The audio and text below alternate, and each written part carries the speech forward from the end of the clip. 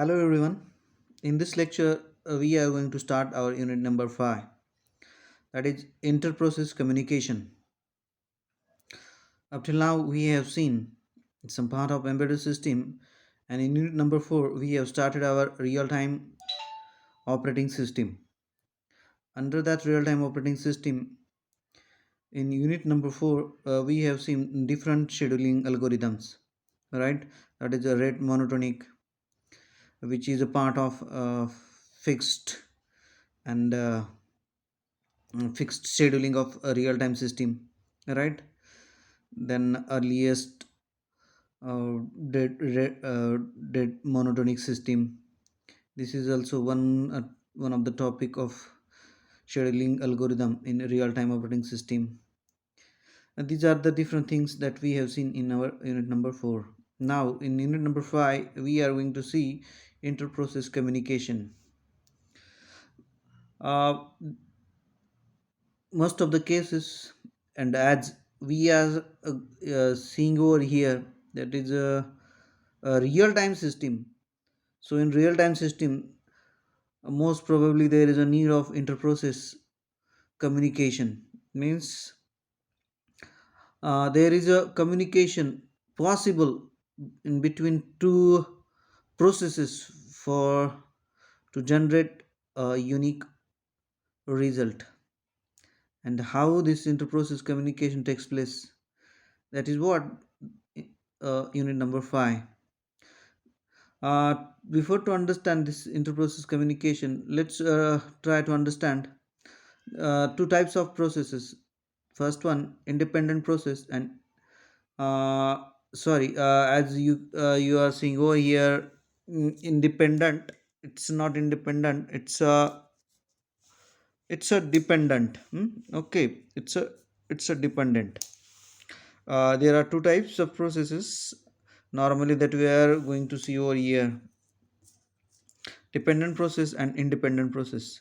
What is meant by dependent process? Dependent process means the processes, the process which are rely on to execute in on a different process. It's called as a dependent process. Independent process means the process which execution does not rely on any other process. Means that single process is self sufficient to execute wholly and produce the result, called as independent process. So if the process is independent, then there is no need of interprocess communication. But if the process is dependent, then there is a need of communication between two process, three process, five process, right? Means more than one processes are there, which are sharing their information to each other to produce the result. This is what dependent process. I think this much information is sufficient to understand. There are two processes: independent process and dependent process. Independent means the process which does not rely on any other process for its execution to produce the result, but dependent process rely on the different process, another process, to produce the result. And so that dependent process comes under interprocess communication.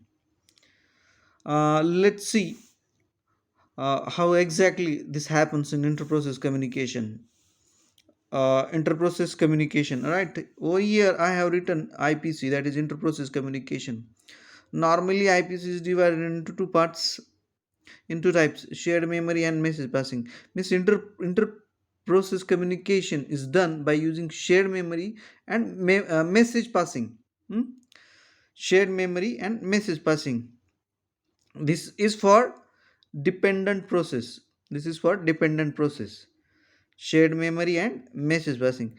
Means dependent process uses either shared memory type of interprocess communication structure or message passing interprocess communication structure for its execution. Yes, let's try to understand what is a shared memory. As we have going to see over here interprocess communication for dependent process. In shared memory, what happened? Let's see with the help of this block diagram. Here I have made four blocks. All right. First one kernel, then process P1. The middle one is SM, that is shared memory, and uh, third one, that is P2, process P2. This process P1 and P2 wants to share their message, or process P1 and P2 wants to communicate, and this communication between P1 and P2, it's called as interprocess communication. And how it takes place? By using shared memory. Shared memory is playing the role of intermediate in between process P1 and P2. What happened here? Process P1 process P1 uh, gives the idea to share memory or write something over here in shared memory. Process P1 writes something over here in shared memory. You can see over here. Process P1 write something over here in shared memory. In other terms, we can say process P1 produces process P1 produces um, some data over here, right? Some entity over here. Process P2 is the consumer process. Process P1 is the producer process which is writing something over here, and process P2 is consumer process. Process P2 does not directly communicate to processor P1, process P1, as process P1 uh, gives the message or write the message in shared memory. So process 2 reads that message, because process 2 is over here in this scenario is a consumer. It is consuming something which is available in shared memory, and which is produced by P1, which is required. Means process P2 is dependent depends on the P1 for its execution, and it takes that elements or data or input from shared memory. Means process P2 reads the data or reads the input from shared memory, the data which is written by process P1. So process P1 is producer and P2 is consumer.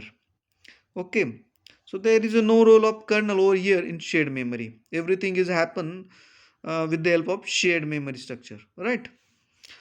The the other type is that interprocess communication to share the message to construct the communication between process P1 and P2. How the message passing works actually, let's see over here. In here there is no role of kernel. I think you have idea about kernel. What is role of kernel? The role of kernel is whatever the applications demands, the kernel fetches that demands and sends the instructions or order to respective hardware or respective software, which are the parts of the execution of that external application, which is coming towards the kernel as a input from user. Have you understand? Kernel is also one type of middleware, which gives the facility to the external application or external order or external instruction generated by the client, uh, which is generated by the client to fetch the different hardware and different softwares for the execution of that respective commands or instructions. Here there is a role of kernel in message passing. In shared memory there is no role of kernel, but here in message passing there is a role of kernel. Okay, let's see over here. There is no middleware like a shared memory in message passing. What happened? Process P1 wants to communicate to P2, or in other words, if suppose P1 is the producer and P2 is consumer. P2 is consuming the data which is generated by the producer P1. But how this communication is done? It is done in this format. Process P1 sends the message which is a required data for the P2. Process P1 sends the message to kernel. All right, sends the message to the kernel, means it is a one kind of message passing. P1 passes the message to the kernel which is required to the P2 for its execution, process P2. Then kernel sends that message to P2. As P2 needs that message for its execution, kernel sends that yum, that is message which is sent by the P1 yum, it kernel sends it to P2, and as soon as the P2 gets the message from the kernel, it executes own process. Right? So what is this? This is a one kind of message passing. This is one kind of message passing.